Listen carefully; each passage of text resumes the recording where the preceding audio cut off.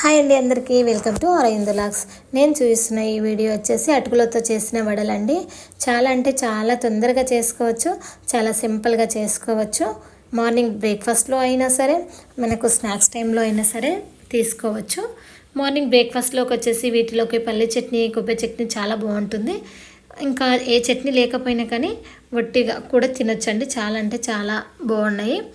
ఇంకా వీటిని చాలా ఈజీగా కూడా చేసుకోవచ్చు ఇంట్లో ఉన్న ఇంగ్రీడియంట్స్తోనే. ఇవి వచ్చేసి ఇంకా మనం ఫ్రై చేసుకున్న తర్వాత చూడండి ఎంత క్రిస్పీగా అంటే క్రిస్పీగా అయ్యాయో, చాలా సాఫ్ట్గా కూడా అయ్యాయి. పిల్లలు కూడా చాలా ఇష్టంగా తింటారు. ఈ స్నాక్స్ ఏం చేసి పెట్టాలి అని ఆలోచించినప్పుడు మాత్రం ఇంకా మీరు అటుకులతోనే స్నాక్స్ చేసి పెట్టండి. పిల్లలు అయితే చాలా ఇష్టంగా తింటారు. వీటిని ఎలా చేయాలనేది నేనైతే క్లియర్గా చూపిస్తాను. మీరైతే వీడియో స్కిప్ చేయకుండా వీడియో అయితే చూసేయండి. నేను ఒక జాలి అయితే తీసేసుకొని ఇందులోకి అయితే 1.5 కప్ వచ్చేసి అటుకులు తీసుకుంటున్నాను. మీరు కూడా మీ దగ్గర ఉన్న అటుకులు, లావటుకులు అయినా సరే, సన్నగా ఉన్న అటుకులు, ఏ అటుకులతో చేసినా అంటే మంచిగానే వస్తాయి. ఇంకా నా దగ్గర ఉన్న అటుకులు అయితే తీసేసుకొని వీటిని అయితే ఇలా తడిపేస్తున్నాను. ఇలా తడపడం వల్ల అనేటిది మనకు కలుపుకొని వడలు చేయాలని అయితే వాటర్లో అయితే తడపాలి. మరి ఎక్కువ వాటర్లో అయితే తడిపోద్దు. ఇలా పైన కొద్ది కొద్దిగా వేసుకుంటూ ఒకసారి అయితే వీటిని తడి చేయాలి. మరి ఎక్కువ వాటర్లో ఇలా మనము జాలి లేకుండా బౌల్స్లో అలా తడిపితే మాత్రం చాలా మెత్తగా అయిపోతాయి. కాబట్టి ఇలా జాలిగా ఉన్న దాంట్లోనే అయితే అటుకులు వేసేసుకొని ఇలా తడి చేసుకోవాలి. ఇలా తడి చేసుకున్న అటుకులోకి మనము అన్నీ కలిపేసుకోవాలండి. మనము ఏమేమి వేసామనేది ఇందులో క్లియర్గా చూపిస్తాను. వాటర్ అంతా పోయిన తర్వాత నేను ఒక బౌల్లోకి అయితే ఈ అటుకులను తీసుకుంటున్నాను. అప్పుడప్పుడు మనం ఇలాంటి స్నాక్స్ చేసుకుంటే మాత్రం కొద్దిగా డిఫరెంట్గా ఉంటాయి కదా. పిల్లలు కూడా చాలా ఇష్టంగా తింటారు, మనకు కూడా చాలా మంచిగా అనిపిస్తుంది. ఒక పెద్ద బౌల్లోకి అయితే ఈ అటుకులు అయితే తీసుకున్నాను. ఇందులోనే ఒక 3 ఆనియన్స్ అయితే సన్నగా కట్ చేసుకున్న ఆనియన్స్ అయితే వేశాను.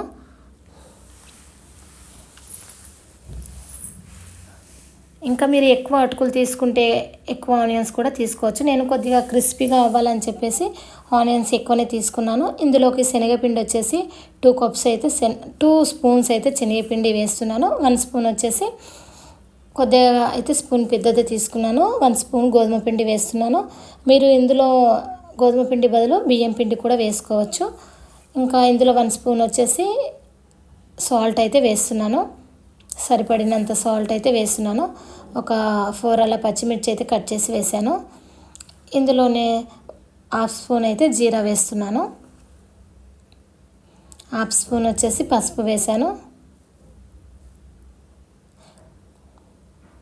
ఇందులో ధనియా పౌడర్ కూడా వేస్తున్నాను. ధనియా పౌడర్ వేస్తే మంచి టేస్ట్ అవుతాయి.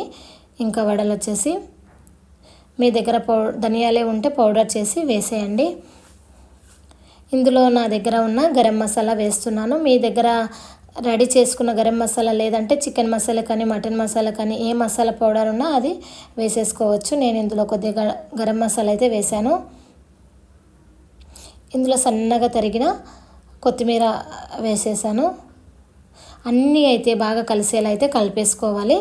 ఆల్రెడీ ఆనియన్స్లో వాటర్ ఉంటుంది కదా మనం కలుపుతున్నప్పుడు. ఇంకా ఈ ఆనియన్తో కలిపింది అయితే సరిపోదు. కాబట్టి నేనైతే ఇవన్నిటిని ముందుగా అయితే మొత్తం కలిసేలా అయితే కలిపేసుకుంటున్నాను.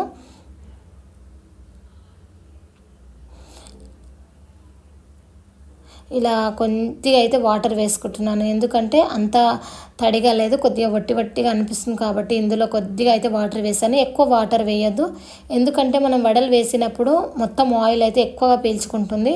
అలాగే వడలు కూడా అంత చక్కగా రావు. కాబట్టి మరీ ఎక్కువ వాటర్ వేయొద్దు. కొద్దిగా అంటే మరి కొద్దిగా వాటర్ వేసేసి మొత్తం కలిసేలా కలిపేసుకోవాలి.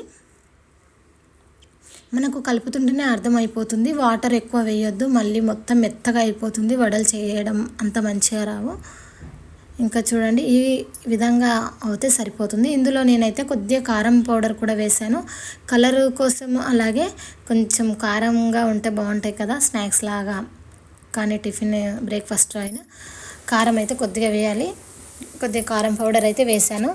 ఇంకా కారం పౌడర్ కూడా మొత్తం కలిసేలా కలిపేస్తున్నాను.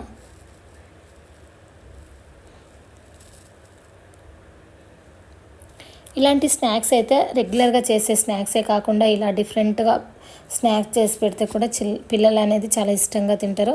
మార్నింగ్ అయితే బ్రేక్ఫాస్ట్ ఏం చేయాలో అర్థం కాలేదు. ఇంకా ఈ వడలు అయితే చేసేసాను నేనైతే. రెగ్యులర్గా చేసే టిఫిన్సే కాకుండా కొద్దిగా డిఫరెంట్గా అయితే అప్పుడప్పుడు ట్రై చేస్తూ ఉండాలి. ఇంకా మొత్తం కలిపేసిన తర్వాత మనమైతే ఇంకా అలా నానబెట్టడం అలా అయితే ఇంకా ఏం చేయొద్దు. వెంటనే మనమైతే ఈ పిండితో అయితే వడలు వేసుకోవచ్చు. ఇలా మొత్తం కలుపుకున్న పిండితో కొద్దిగా తీసుకుంటూ ఇలా రౌండ్గా మనం చేసుకోవచ్చు. కొద్దిగా పిండి తీసుకొని రౌండ్గా చేసేసి ఇలా ప్రెస్ చేస్తూ మనకు ఇష్టం ఉన్న షేప్లో అయితే చేసుకోవచ్చు. ఇలా నేనైతే రౌండ్గా చేస్తున్నాను. మధ్యలో హోల్ కూడా చేయొచ్చు. నేనైతే డైరెక్ట్గా వేసేస్తున్నాను. ఇలా అంత పిండి అయితే ఒకేసారి అయితే చేసి పెట్టుకున్నాను. అన్ని వడలు ఒకేసారి చేసి పక్కకైతే పెట్టాను. చూడండి, మన ఇష్టం. నార్మల్గా మరీ లావుగా కాకుండా సన్నగా కాకుండా నార్మల్ సైజులో అయితే నేను చేశాను. ఇలా మొత్తం అయితే చేసి పెట్టుకున్నాను ఒకేసారి. ఇంకా ఆయిల్ అయితే వేడి చేసేసి ఆయిల్లో అయితే ఒక 4-5 అలా అయితే వేసేసి ఇంకా వీటిని ఫ్రై అయితే చేస్తున్నాను. సిమ్లో పెట్టాలి. ఇది హైలో మాత్రం అస్సలు పెట్టొద్దు.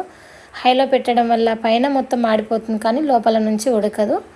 మనము ఎప్పుడైనా సరే సిమ్లో పెట్టేసి వీటిని అయితే ఫ్రై చేసుకోవాలి.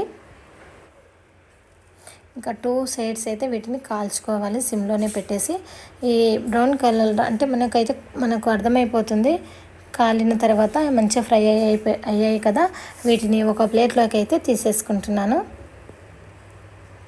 అంతే అండి. ఇంకా ఇలాగే మొత్తం ఫ్రై చేసుకున్నాను. ముందుగా చేసి పెట్టుకున్నవన్నీ వడలు వచ్చేసి ఇంకా ఆయిల్ కూడా ఎక్కువ పట్టదండి. కొద్దిగా ఆయిల్లోనే అన్నీ ఫ్రై చేసుకోవచ్చు.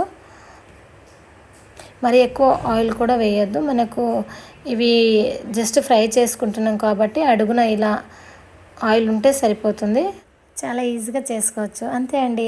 ఇంకా థ్యాంక్ యూ సో మచ్ అండి. నా వీడియో చూసిన ప్రతి ఒక్కరికి థ్యాంక్ యూ సో మచ్. మీరు ట్రై చేయండి. మీకు ఎలా వచ్చాయో కామెంట్ బాక్స్లో కామెంట్ చేయండి.